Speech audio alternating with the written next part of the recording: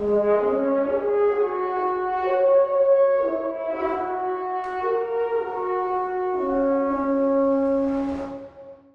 of the most common responses I get when I tell people that I'm learning to live without faith is, well, they don't believe it. Because don't we all have to believe in something? I mean, haven't I just replaced belief in God with belief in something else? And I would like to claim something that may be hard for you to swallow, but I really do think that I am living without faith, without belief. Sometimes I put it this way, I walk by sight, not by faith. And so the claim of facing up is not to offer a belief system, but to ask the question, what do you do when you realize that we really don't know? In other words, to go back to last week, when we face Inyarus, this fundamental question of our ignorance. So, what I want to share with you today, I will say, is not a belief system. It is my perception of human experience. I call it a map because think about a map.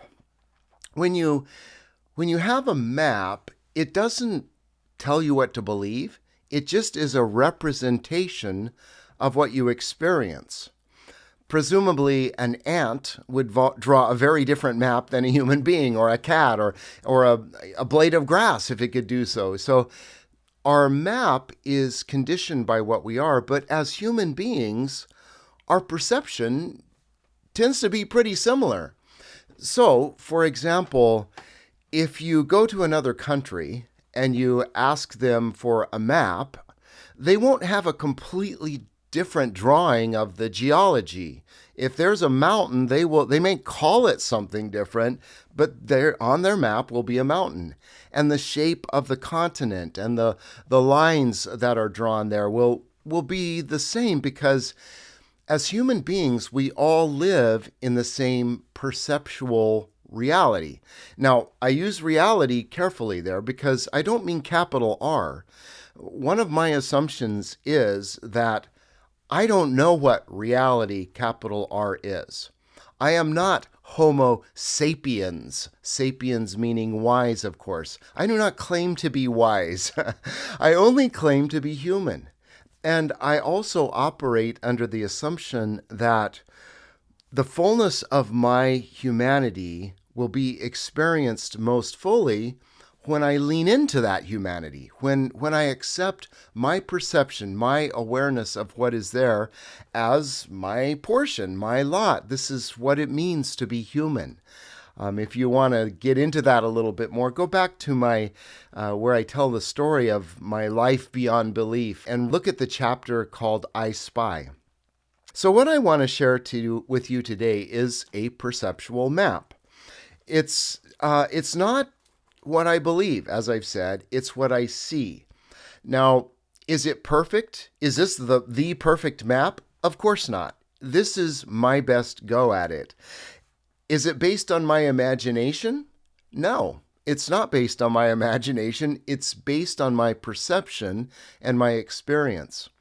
One of the first things that happened to me after I lost my faith is I just was like, okay, where am I? What is this? And I just started to draw what I experienced.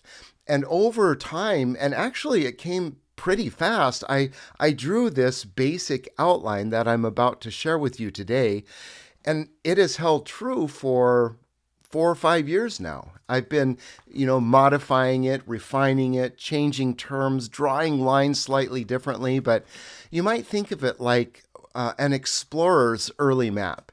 When the first explorers drew maps of the New World, they messed them up. But as they lived in the New World more and experienced it more, they drew them better. So I'm not saying this map is perfect. This is one of my first attempts. But what I am claiming is that this map should match your experience too, because you presumably are also a human being. And as a human being, we share perception. Another way to say it is we have common sense. Okay? All right. So, this map is based on observation. I have tested it. And I'm not trying to explain anything here. I'm just trying to describe. There is no faith needed to accept this map. You can look at it and say, well, that's not my experience, or being human doesn't, that's not my experience of being human, or I would draw it differently. All of that is valid. But again, my fundamental claim in this is that this truly is life beyond belief. I walk by sight, not by faith. And by the way, it's more than adequate. There is more than enough in what I see to blow my mind and give meaning and make my life wonderful. So, okay. So let's see. What else do I need to say? A map doesn't tell you where to go or even how to get there. It just tells you what is there. And I have found this map to be extremely helpful in navigating the human condition. So my hope is that in sharing it with you, that you would find that to be true as well. I also would make another really wildly optimistic, but I think true claim for this map. I think that as a human species, that our hope, and I might even say our only hope, is that we will get beyond our story level of understanding and begin to recognize that the stories we tell about things are human creations. But our common perception is deeper than that. We all share that.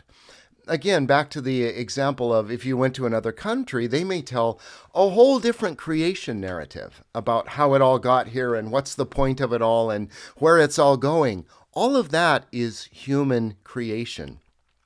But the basic data, the basic experience of being human, I guess that's my claim, is that is universal across every culture. I mean, if we are human beings, that's why we flock together. So in the same way that birds of a feather flock together, well, why? Well, because they live in the same perceptual universe. And so as human beings, I believe that our only hope is to find that shared experience, that shared perceptual experience, and begin to live in that world, and to recognize that we may tell different stories about our perception, but the thing that really gives us a bond, put it that way, is that we have the same way of perceiving. Okay? All right. So with all of that preamble, I'm going to go ahead now and describe my perceptual map. Now, I'm going to do this all from memory because, it's in my head. And it's not that complicated. And now I'll be popping up some pictures, and if you're just listening to this, I think you'll find it helpful to look at the way that I actually diagram this. But I don't think it's all that complicated. So let's start from the very beginning. As a human being, when we enter this world, the one thing that hits us first is desire. We come out screaming, right, from our mother's womb. We're what is going on? Comfort me. We have desire for food. We have desire for clean diapers. We have desire to be hugged. But we're pulled by desire. And I see this force everywhere. Atoms are drawn to each other. Plants desire the sun. They want to grow. Just everywhere you look, there is desire. Now, what is the source of that desire? Where did it come from? What's the point? Again, I'm not trying to answer those questions right now. I'm just saying that the fundamental fact of existence, as far as I can see, is desires. Animals have desire. It's why my cat, comes up and rubs against me and tries to get me to give her kitty treats. It's why I buy my wife flowers, because I love her, I desire her, and I want her to desire me, but desire is driving everything. Okay. As infants, we experience this, and we really don't even have a sense of self yet. We're just like animals or plants or whatever. We just are a bundle of desire. But as we grow, as human beings grow, we have this strange experience together of self-awareness. We aren't just um, we aren't just subjects desiring. We also are able to step out of our body, in a sense, to objectify ourselves, to see ourselves as objects. We have self-awareness, which is kind of mind-blowing. I think this is what is the root of consciousness. Of course, consciousness is mysterious, and I hope as we go forward, maybe we can talk more about that. What is consciousness, and are we the only creatures with consciousness? I think that's pretty unlikely, but certainly as human beings, our consciousness is kind of unique or special to being human. So humans have a certain kind of consciousness. So what is our consciousness? Well, the first thing we notice as human beings is that things are moving around, and they go from A to B. The bear went over the mountain to see what he could see, or better, the itsy bitsy spider went up the water spout. Down came the rain and washed the spider out. Up came the sun and dried up all the rain. The itsy bitsy spider went up the spout again. So we watch this spider on a water spout, and we see this whole drama of a bug crawling up a water spout. And everything is that way. Every time something moves from A to B, there is a story. And this is the second level of human being. We start with the level of desire, which we share, I think, with everything. But as human beings, we have consciousness that we live in time, and things move through time, and time creates story. And so we are born into a story. We are quickly told about our parents and our country and maybe our religion, or all these different things that are the framework of our lives. These are the stories that we tell about what we perceive. Okay, now stories, or the basic idea that we believe could be called our faith. These are the things we believe. In the beginning, God created, or in the beginning, the Big Bang, or there is no God, or whatever. But we have certain ideas that we take to be foundational for our lives. This could be a national story. The United States is the best country in all the world. That's getting to be a harder and harder thing to claim. But, when I was growing up, that was absolutely the story. Or, it could be a personal story. I am really, really special. Sorry about you guys. Or I'm a good person. Or I'm a bad person. Or whatever the story is, there's some faith, some set of beliefs that we hold on to, our faith. Our faith determines what we hope for. So, as for me growing up, I was hoping to get married, because the story was, that's what you do. You start a family, you find a girl, you get married, you start your own family. So the things we believe determine what we hope for. And by the way, what we fear and who we fear. And that sort of then segues into the third part of our story, which is love and hate. Because the things we believe not only determine what we hope for, they also determine who and what we love and hate.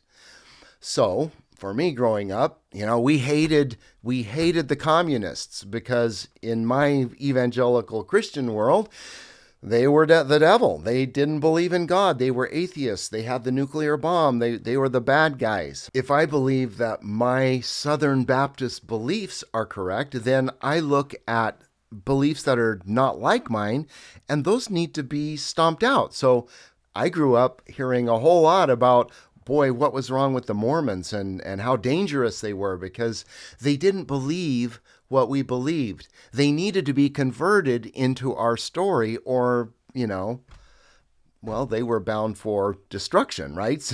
And they were dangerous. So faith, hope, and love. The faith is what we believe, the hope, what we hope for, the love, who and what we love. And these are a part of every story. Okay, so far so good. We are beings with desire. We are part of a story. But now here's where things get messy. The problem with our stories is that they always come unraveled. We spin stories like spiders spin webs.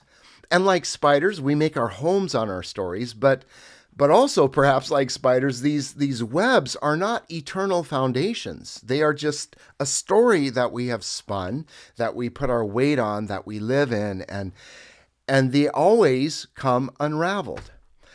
The first thing we experience, as I've already alluded to it, is we find people with conflicting stories. So, like, is the Earth 6,000 years old, or is it 6 billion years old? I mean, that's kind of a big difference. And that involves a lot of other beliefs that get wrapped into that question, right? So, you come in conflict with people who don't share your story, and it's really hard not to dig into your story, to become dogmatic about your faith, to go to war with people who don't share your beliefs, and to get into tribes, to go from love to tribalism, because the people who don't share your story are dangerous and need to be stomped out. So we experience this conflict. We're in it right now. I think that's what we're experiencing in the world, but specifically in our United States, where we have conflicting stories about what the United States is and was and should be. It's a conflict of stories. That's what's driving us apart. And I would say that no story will save us. Because the problem with every story is that they are human inventions. And, well, this brings up the second problem, the second big problem with stories. It's not just that there are divergent stories or conflicting stories. It's the fact that all of our stories eventually get dissolved by the specters. And again, from last week, just to remind you, the specters are Iñárritu. We really don't know who made the world, or, all these questions. I'm convinced we don't have the answer. So we've got Iñárritu. Vanitas destroys our hope because there is no happy ending. We look at the story, and the stories always end. And then what? Well, you've got to go on to a new one. And so vanity of vanities, right? And then Rapax, the worst of all, our pretense of being loving starts to unravel when you look closely at our motives. And I'll come back and I want to look at these three things more in detail in the coming weeks. But my point right now is that what unravels our stories is not just dangerous other people. It is reality. It is these three problems that we all face. We are lost, we are longing, we are lonely. And so our faith is destroyed, our hopes are smashed, and our love is betrayed. And so in different ways, we all come up against this. And it's terrifying. And so we retreat and we try to hide, and we maybe just try to not think about this stuff or whatever. But if you get to a place, as I did, where you really let go of your story, it is terrifying. It is horrible because you have let go of the ground beneath your feet. I don't think it's incidental that I keep coming up back to this word falling.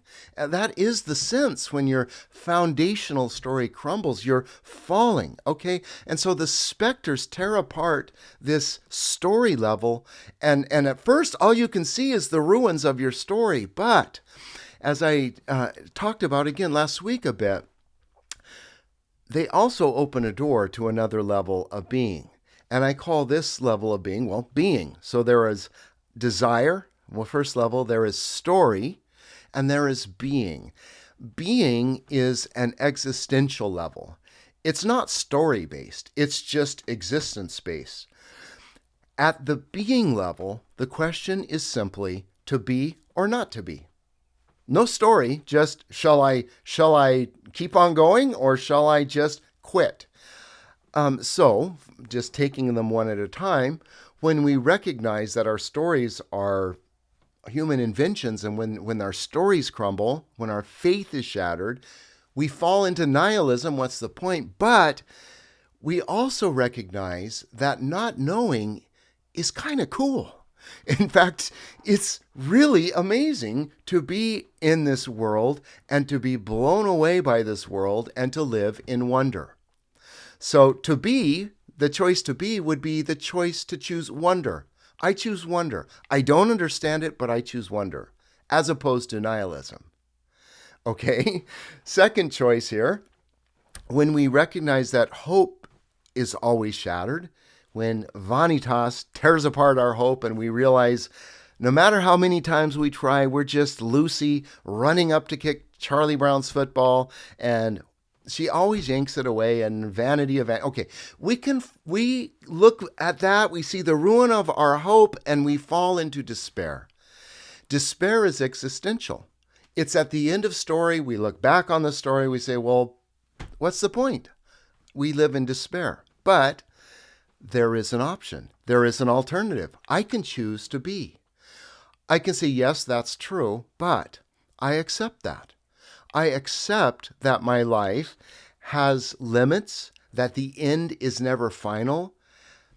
I accept that, and I choose to play. I choose to enter into life as a series of happenings, not as a pursuit of the gold at the end of the rainbow or heaven in the clouds when I die.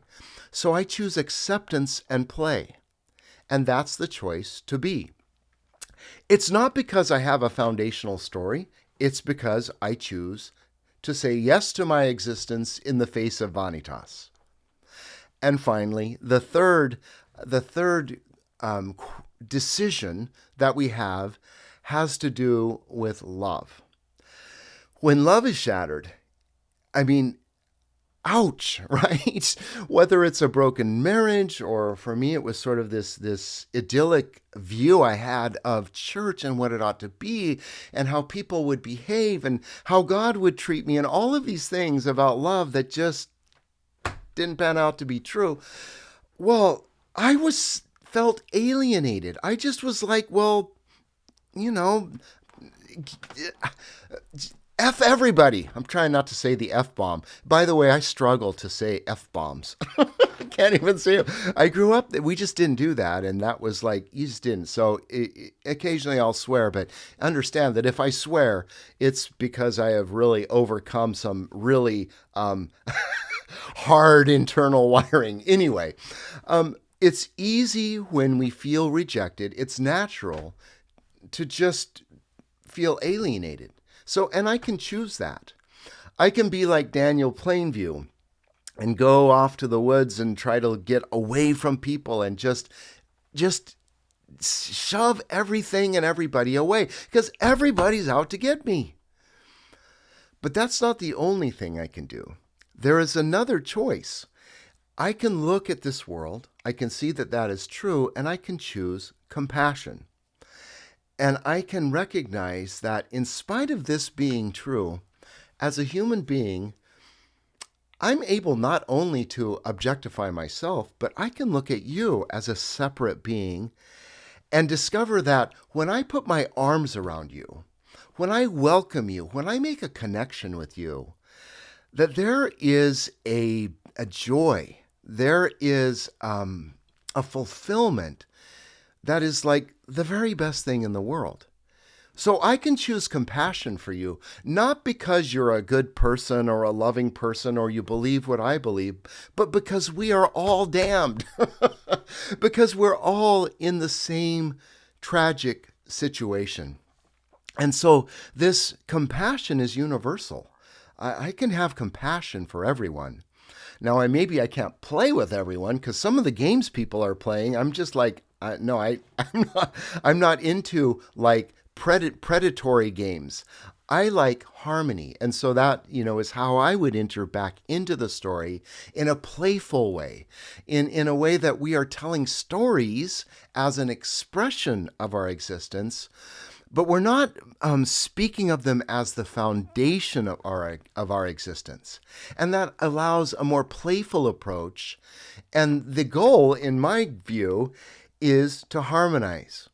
I'm going to come back and talk more about this because I love thinking about these one at a time. They are, I hope you're seeing as I'm going through this, these are the three movements that I spoke about last week. But today what I'm trying to show you is that there are three levels of human experience. We experience ourselves as creatures of desire. We experience human being as we are beings who tell stories. We are storytellers. And we can recognize that our stories are not true and there's something deeper that's very hard for us to define, but it really gets down to an existential question: to be or not to be. To be looks like wonder, acceptance, and compassion. Not to be is nihilism, despair, and alienation. And based on whether you choose to be or not to be will greatly affect how you live your life. Okay, so there you have it. That is a perceptual map. You may draw it differently, use different words, whatever. But as I've said, this for me has become a marvelous way to navigate my existence and even to understand other people and kind of where they are and why we experience the conflict. And again, my appeal to you, human race, how's that for grandiose? But I am appealing to the human race to step back from our stories and think more in terms of common sense, common perception. Let's start there, and then let's tell some stories. Our superpower is that we tell stories. Our Achilles heel is that we believe them. And if we keep believing them, if we keep insisting that the stories we tell about what we perceive are the true story, that they are the foundation of our existence, not an expression of our existence, I think we're in for a lot of war. One last thought from my wife and I went to Hawaii last summer. Our kids bought us a trip for our wedding anniversary, and it was so cool. So we went to Maui, and I got to go to a luau for the first time in my life, and I loved it. What I loved, and I don't pretend to know anything about Hawaiian religion, but what I loved about the luau was that it was so playful. They were dancing and singing, and they were eating and just celebrating life and telling these great stories about the mountain god and the sea god and the sky and the flowers and and the thunder. And it was just like, it's like the same perception I share with all this beautiful nature, and then these stories that captured the nature that were told, at least the way I heard it, in a playful, light, joyful kind of way. It didn't feel like dogma. So, like in my background, our stories were the story, right? You had to sign on the line. You had to repeat after me the creed, because if you don't believe that, you're going to hell and all of that. And I just didn't get any sense of that. So I hold that up as just one example of how it might be possible for us to be together in a new way if we could step back from our dogma. Oh gosh, I got to tell one more, because I thought about this as Congress is so, divided and fighting each other. I've thought many times that if Congress would start by playing a game of like Red Rover or Thumbs Up 7 Up, or, just the first thing they should do, they should not start with a solemn prayer to the deity, which deity and all of it. No, they should start by playing together. The first thing they should do when they gather is they should say, let's just play a game of Red Rover. Red Rover, Red Rover, let Mike Johnson come over. And Mike comes going in, crashing through the lines. And when everybody's laughing and lightened up and just kind of reminded of our common humanity that none of us really know, when we could just let go, loosen up a little bit, there might be hope for us. When I say life beyond belief, I mean it.